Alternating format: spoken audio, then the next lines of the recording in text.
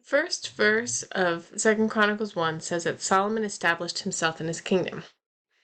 But then Solomon asks God to fulfill his word to David about Solomon, that his throne would be established.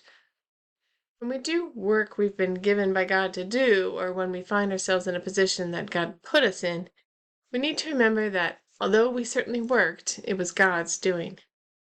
He speaks and it is accomplished, even when we are the ones who have to labor through the details. It's God's work. We need to always acknowledge Him in all our ways and not think we've come into whatever it is on our own. This chapter has the famous story, which we've seen before, of Solomon asking for wisdom and knowledge. He feels the weight of the position and knows he's not up to it in and of himself.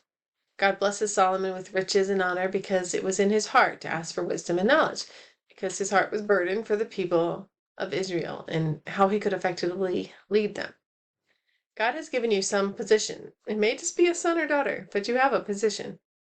Have you sought God for wisdom and knowledge to fulfill your position well? How does He want you to live each day?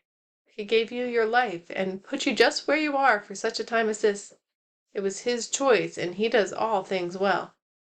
Don't worry about the stuff you need. Jesus instructs us to seek His kingdom and His righteousness, His right choices, and all that you need will be given to you. Solomon was given more than enough to establish his rule and carry out what God had put Solomon in place to accomplish. Solomon did right, though, in not seeking the stuff, but the mind of God. Be renewed in your mind and learn from God His good and perfect ways, to walk in them with all that He provides to make it possible.